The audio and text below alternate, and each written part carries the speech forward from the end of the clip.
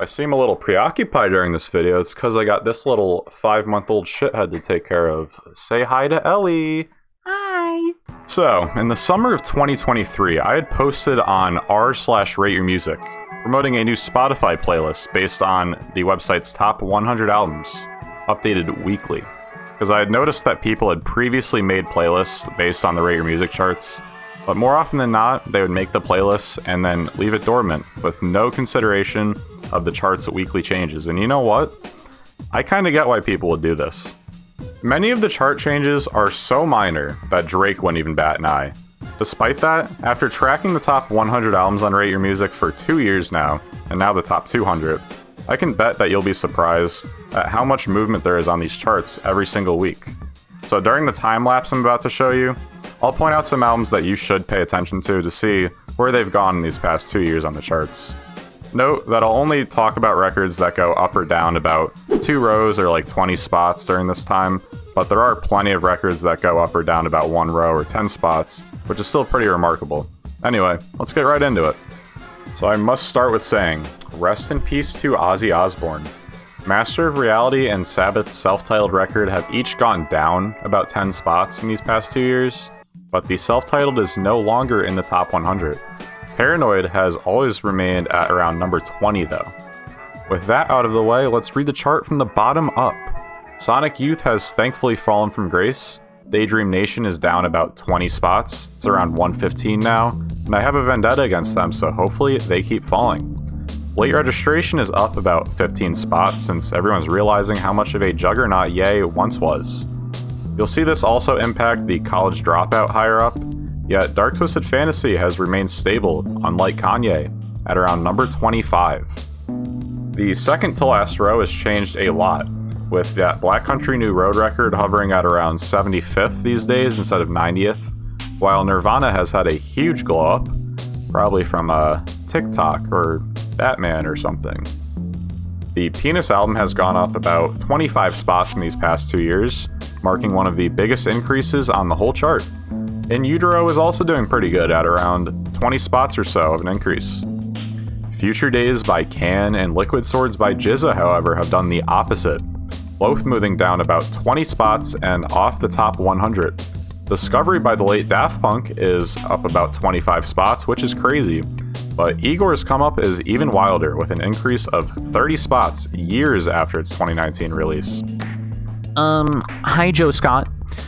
Props to T for catching up on his bi-annual release schedule with Don't Tap the Glass. It is pretty good.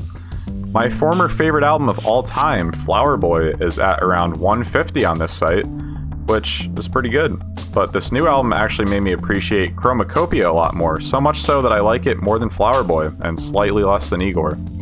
I would get that shit up, people, but I will get off Tyler's dick now. But thanks to the Rate Your Music community for liking Tyler and his music as much as I do. Can't you tell? I'll use that as a segue to finish this segment up because not much has changed in the middle of the chart, and better yet, the top 30 has pretty much remained static since that initial algorithm change that put To Pimp a Butterfly as the #1 album on the website. I'm sure you remember that.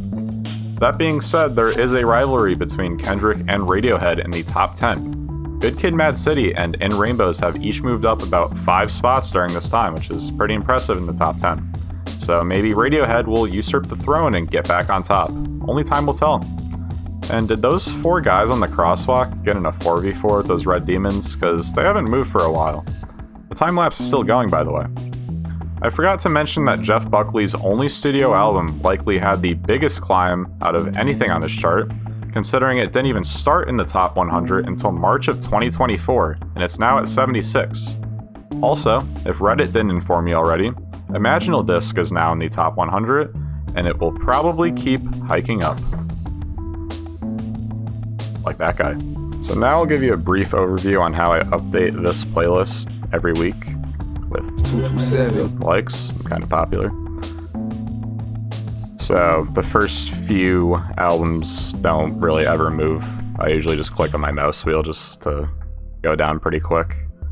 I already looked before this, but we don't have a change until Enter the Wu-Tang and Long Season by the Fishmans. Thankfully, Long Season's only 1 song.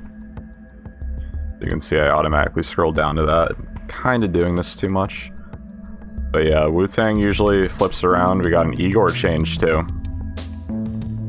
Valid Tyler rant, honestly. Songs in the Key of Life is kind of cringe for this because it's long.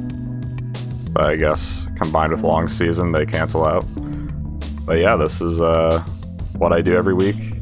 You'll see I'm doing this on one monitor right now. I did this during class a lot of the time. I can't really do that anymore. Can't see the Titty album either. The first Titty album, there's 2 on this list. But we got our hotties right there. Never mind. I will say one annoying thing is that Stop Making Sense Live by Talking Heads and the Booty album, Is This It, keep flipping from 100 to 101, so I keep having to look up Is This It and adding it manually right there. But I cranked out the rest of the chart changes, so you did not miss much. Usually what I'll do is export the chart data into my Google Drive so I can just access it whenever. This is the July one, so we like to update that. And then I download the actual chart, the image of it, and I name it some random bullshit. I usually like to put the date in there. I actually did it on time today. I usually don't do it on Tuesdays, as you'll see in my playlist title. We have updated Tuesdays, because I'm always stacking my ones on Tuesdays. But this is all updated. I didn't do the 101 through 200 yet, but I'll show you what I do anyway. I select everything, I remove it, and then I have this Wesley's Theory playlist. I have way too many of those and I recently deleted. And we just re-add that. And that's how I get it to say added, 4 seconds ago, added recently. But then I do this, because Topster unfortunately exports like an 11 megabyte freaking image file, which cannot work on Spotify. So I compress that, turns it into like 3 megabytes, and then that works as the picture for this week. I usually alternate it between the first and second Topster, but just for the sake of this, I'll do this, even though it's currently the top 100. But yeah, that's all there is to it. I changed the description. I'll probably add the YouTube video link, even though you can't really click on that.